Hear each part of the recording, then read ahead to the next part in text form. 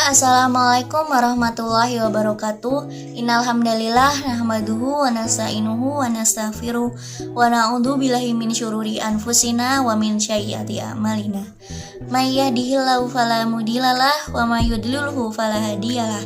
Asyhadu an la ilaha illallah wa asyhadu anna Muhammadan abduhu wa rasuluh la nabiyya wa la rasulahu ba'dah. Alhamdulillah, segala puji hanya milik Allah, Tuhan semesta alam yang telah menciptakan manusia berpasang-pasangan. Salawat serta salam semoga tetap tercurahkan limpah kepada junjungan kita Nabi Allah Muhammad SAW, yang mana kita nantikan syafaatnya di hari akhir nanti. Saya rasa mukadimah tidak perlu panjang-panjang ya. Langsung saja pada kesempatan kali ini saya akan menyampaikan sebuah kisah yang saya beri judul Pemuda dan Sebuah Terong. Dan apabila teman-teman udah pernah mendengar kisah ini, semoga bisa menjadi review ilmu, dan yang belum pernah mendengar kisah ini semoga bisa menjadi tambahan iman gitu. Yang saya beri judul Kisah Pemuda dan Sebuah Terong. Pada zaman tabi'in, seorang anak muda mendatangi masjid At-Taubah untuk menuntut ilmu. Letak masjid ini berada di kota Damaskus. Besarnya semangat dan mencari ilmu tidak menghiraukan kondisi, padahal si pemuda itu tuh sangat miskin gitu. Dengan jujur ia menyampaikan kalau dia tuh pengen belajar sama si imam itu, si imam besar pada zaman tabi'in. Namun si imam tersebut bilang, kalau kamu ikut aku harus sabar, apa yang aku makan, apa yang aku lakuin, maka ikut aja gitu, katanya, nggak boleh membantah. Pemuda tadi setuju dengan gurunya. Setelah berjalan 3 bulan, dia tahu kalau ternyata gurunya tuh sangat zuhud. Gurunya tuh sering melakukan puasa. Kalau ada makanan dia berbuka, kalau nggak ada dia maka tidak berbuka. Jadi dia hanya minum air dengan segelas kurma, begitupun dengan buka dan sahur. Tapi si murid tadi itu tuh nggak kuat gitu kalau ngerasa lapar kalau cuma makan itu aja. Akhirnya setelah 3 hari berturut-turut gitu, datang bisikan setan yang menggodanya. Kata si setan, sekarang halal bagi kamu untuk mencuri gitu. Kalaupun kamu minta sama gurumu, dia nggak bakalan punya makanan. Kalaupun kamu minta sama orang, kata si setan, guru kamu gak bakalan ngizinin kamu buat minta-minta. Karena begitu laparnya, pemuda itu akhirnya tergerak mengikuti ajakan bisikan setan. Dia naik ke masjid, dinding masjid. Saat itu dinding masjid berdempetan dengan rumah-rumah. Ia melihat isi rumah pertama dari atas dinding belakang ada beberapa wanita yang auratnya tuh terbuka. Ia langsung mengalihkan pandangannya, kemudian berjalan hati-hati menuju rumah sebelahnya. Dari balik papan rumah kedua itu, ia menutup atap belakang dari rumahnya, jadi ia tidak melihat apa-apa gitu. Tapi ia di rumah kedua itu mencium bau masakan gitu, kayak enak gitu. Tak kuat imannya gitu, maksudnya pengen banget saking laparnya. Dia akhirnya masuk rumah tersebut. Dilihat ada panci yang berisi 2 terong. Akhirnya dia mengambil 1 terong itu dan memasukkannya ke mulut. Tetapi waktu dia mau makan terong itu, dia kayak sadar gitu, oh ya ini bisikan setan gitu, kata si pemuda. Terus akhirnya si pemuda memuntahkan makanannya sebelum masuk tenggorokan. Akhirnya dia bertaubat dan membuang terong tersebut gitu. Dan pemuda bilang, subhanallah, setan berhasil menggoda saya dengan 3 dosa sekaligus. Yang pertama, masuk ke rumah orang gak pakai izin. Yang kedua, mencuri dengan mengambil barang orang lain. Ketiga, saya telah makan dari makanan yang haram, kata pemuda. Tidak mungkin Allah membuat saya mati kelaparan karena meninggalkan yang haram. Karena Nabi mengatakan, siapa yang meninggalkan suatu karena Allah, maka dia akan dapat ganti yang lebih baik. Akhirnya segera setelah itu ia keluarkan makanan yang belum ditelan tadi kan, dan dibuang ke lantai. Ia tidak jadi memakannya, lalu ia langsung kembali ke masjid.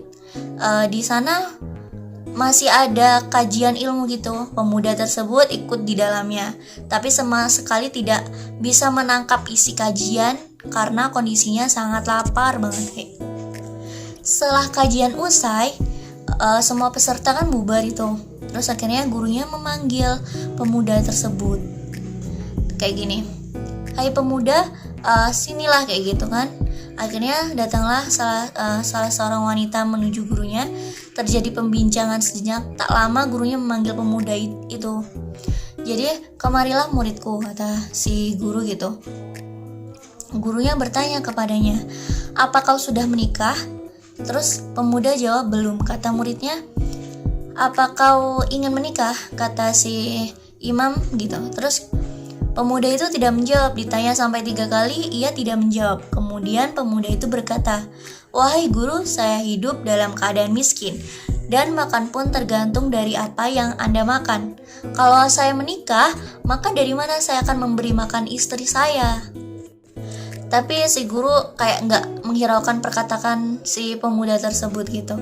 Lantas ia berkata, di situ ada wanita telah habis masa idahnya dan telah ditinggal dari suaminya sebelum dengan pokoknya suaminya perempuan tadi itu meninggal gitu, dan udah habis masa idahnya, terus dia ingin menikah gitu.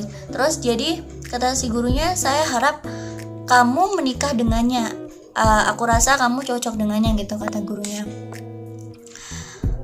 Karena guru meyakinkan keseriusan kepada muridnya itu, pemuda itu memberi jawaban setuju, tak terkecuali kepada wanita yang meminta dicarikan jodoh gitu.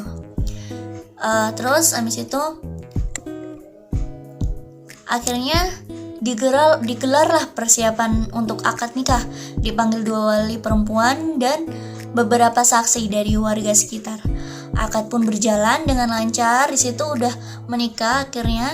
Pokoknya cuma hitungan menit gitu aja dari tadi menikahnya, jadi nggak lama langsung sah. Terus usai akad nikah, sang guru memperbolehkan muridnya itu pulang ke rumah, karena saat itu ia tidak memiliki rumah. Terus dari istri barunya, pasangan suami istri yang baru menikah tadi itu menuju rumah kedua yang bersebelahan dengan masjid. Si suami tidak menyangka bahwa rumah itu adalah rumah yang tadi dia mau maling di dalamnya itu gitu. Akhirnya saking kagetnya, tak lama istri pun menawari suaminya makan, sebab tadi ia dengar dari gurunya bahwa suaminya itu tuh udah 3 hari nggak makan gitu. Dengan cepet si wanita tuh kayak nawarin, "Wahai suamiku, apakah kamu ingin makan?" gitu kan. Terus alangkah kagetnya saat si perempuan itu ke dapur, ternyata dia dapati kok makanannya udah tergeletak gitu, kayak ada yang jatuh gitu. Terus si perempuan tadi bilang, "Siapa yang ngambil terong saya?" kayak gitu kan, katanya teriak spontannya si istri tadi itu. Terus si suami bilang sebelumnya kayak was-was gitu. Akhirnya mau tidak mau ia membongkar kejadian sebelumnya. Lantas ia menceritakan kronologisnya dengan detail, kenapa dia bisa memakan terong tersebut. Akhirnya tuh jujur si suami. Terus istrinya yang solehah tadi menjawab, "Engkau meninggalkan segumpal makanan haram, Allah jadikan makanan itu, pancinya, pemilik rumahnya, jadi milikmu sekarang." Jadi si istri bilang, pancinya sekarang jadi milikmu, rumahnya, penghuninya juga jadi milikmu, karena si suami tadi udah ninggalin satu hal yang haram tadi. Gak bisa dibayangin kalau semuanya si pemuda tadi itu bakal makanan yang haram tadi gitu kan. Ternyata karena ditinggalin satu keburukan, maka si pemuda tersebut mendapati yang lebih baik daripada apa yang ia sangka-sangka gitu. Dari kisah di atas, pemuda tersebut mendapati ganti dari Allah kan, suatu hal yang lebih baik. Ganti yang diberikan bahkan tidak sebanding dari apa yang hendak dilakukannya saat tadi dia mau mencuri gitu kan. Itulah buah dari merasa diawasi oleh Allah. Kemanapun berada, tidak ada tenang bila melakukan kemaksiatan, sebab di mana-mana CCTV Allah itu tuh mengintai dan siap mencatat amalan yang dilakukan manusia. Dalam sebuah hadis dari Ibnu Abbas radhiyallahu anhu, Rasulullah Shallallahu alaihi wasallam bersabda tentang hadis yang beliau riwayatkan dari Rabb-nya. Beliau bersabda, "Sesungguhnya Allah menulis kebaikan-kebaikan dan keburukan-keburukan kemudian menjelaskannya. Barang siapa yang berniat tidak mengerjakannya, maka Allah menulis di sisinya sebagai satu kebaikan yang sempurna.